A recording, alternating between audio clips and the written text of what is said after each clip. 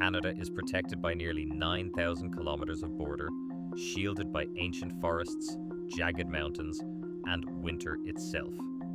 But with the US outspending and outmanning its neighbour by more than 10 to 1, backed by $850 billion in military muscle, 11 carriers, and a nuclear triad. The question isn't whether American power could break through. The real question, and the promise of how long can Canada last, is how a country with fewer than 100,000 troops, aging jets, and limited supplies could resist the world's most overwhelming military onslaught. The answer isn't just about missiles and tanks, it's about whether geography, grit, and global fallout could possibly rewrite the ending everyone expects. So, how long could Canada hold out before everything changes? Stretch a line from the Atlantic to the Pacific, and then north into the Arctic. That's 8,891 kilometers of border, the longest shared frontier in the world. On one side, the United States fields nearly 2 million uniformed personnel, over 1.2 million active, 770,000 in reserve, backed by an annual defense budget of $850 billion.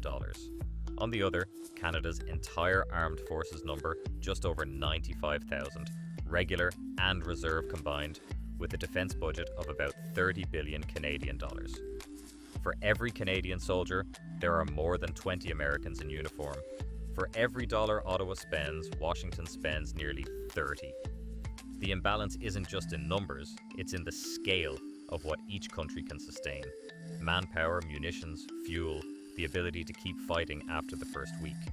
Canada's long-term plan aims for 101,500 troops. But that's still a fraction of its neighbour's force, and years from reality. This is not a contest of equals. The gap is so wide, it shapes every calculation about what comes next. Stretch the map past numbers and budgets, and the real boundary is reach. The United States wields a nuclear triad, 400 intercontinental ballistic missiles in hardened silos, 14 Ohio-class submarines prowling beneath the oceans, and fleets of bombers that can cross continents without warning. 20 B-2 Spirits and over 70 B-52H Stratofortresses sit on alert, able to launch conventional or nuclear strikes from home soil to any target in North America. Above them, a web of satellites, 6 SBR's geosynchronous Sentinels, 4 in highly elliptical orbits, and more than 50 NRO imaging and signals birds, scans every rail yard, depot and airstrip in Canada, day and night. The sky is thick with surveillance. Nothing moves unseen. Geography offers no true sanctuary when space and stratosphere belong to your neighbor. In a war of reach, the United States holds every card: deterrence, detection, and the power to strike anywhere, anytime. Carrier strike groups, 11 of them, fan out along both coasts, each one a floating air base with more combat jets than the entire Royal Canadian Air Force. Overhead, a lattice of AWACS and tankers stretches from the Great Lakes to the Pacific, weaving a net that sees and refuels everything, everywhere, all at once. For Canada's 76 CF-18 Hornets, the challenge isn't just numbers, it's tempo. American fighters launch in waves, cycling through sorties while Canadian crews scramble to keep even half the fleet mission ready.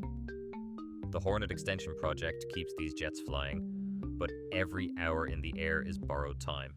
Maintenance, spares, and fuel are rationed, not guaranteed. Pilots who trained side by side with Americans in NORAD now face the unthinkable. Orders to intercept old friends, knowing the odds.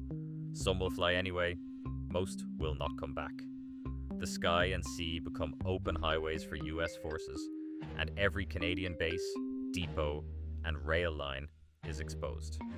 Control collapses in days, not weeks. The Canadian shield runs like a scar across the heart of the continent, ancient rock, hundreds of meters deep, broken only by scattered lakes and dense forests. To the west, the Rockies rise, walling off the interior with snowbound passes that can close for weeks each winter. North and east, the boreal forest stretches for thousands of kilometers. tangled with muskeg, rivers, and few roads. These aren't just lines on a map. They're natural barriers that slow any advance, breaking up columns and straining supply lines. Only a handful of mountain passes and rail corridors connect east to west, and each one is a narrow target, easy to cut, hard to control. For an invader, the distances alone are punishing. The terrain multiplies every delay, buying days or even weeks for defenders to regroup. Geography here is more than scenery. It's time on the clock. Shift the compass north. The Arctic isn't just frozen emptiness. It's a labyrinth of shifting sea ice, shallow channels, and unmarked hazards that can trap even the most seasoned mariner. The Northwest Passage, once a dream for explorers, now tempts shipping and strategy alike as summer melt opens new routes. But navigation is treacherous. Charts can't keep up with the ice, and shallow drafts mean even modern warships risk grounding. In this cold frontier, the Canadian Rangers, largely indigenous, rooted in remote communities, become the eyes and ears of sovereignty. They patrol by snowmobile, boat, or on foot, laying satellite beacons to track movement and reporting what radar can't see. Their doctrine isn't built on heavy armor or air power, it's persistence, local knowledge, and the ability to vanish into the white. Every kilometer north adds another layer of delay for any invader, and every patrol buys precious time. The clock on Canada's defence doesn't just tick, it races. Ammunition reserves, already stretched thin by years of understocking and recent overseas donations, would last only days in a high-intensity fight. Official audits and NATO readiness reports agree. War stocks for artillery, air-to-air missiles, and guided munitions fall well below alliance minimums. Aviation fuel is just as fragile. Most bases hold less than a week's supply for surge operations, and nearly 40% of Eastern fuel comes from or through the United States. Critical spare parts are the third weak link. Internal Army estimates put forward stocks at barely half of what's needed, with many units relying on cross-border shipments that would be cut off almost immediately. Without immediate resupply, armoured columns stall, jets sit grounded, and ships lose their fighting edge. Geography buys time, but the shelves run empty, fast. Every hour lost to logistics is a step closer to exhaustion. Sabotage becomes the order of the day when open battle is no longer possible.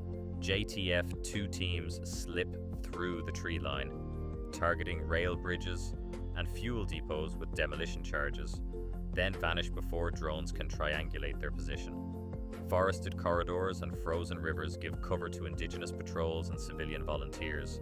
Ambushes erupt along key highways, cutting convoys and forcing American columns to move in armoured knots.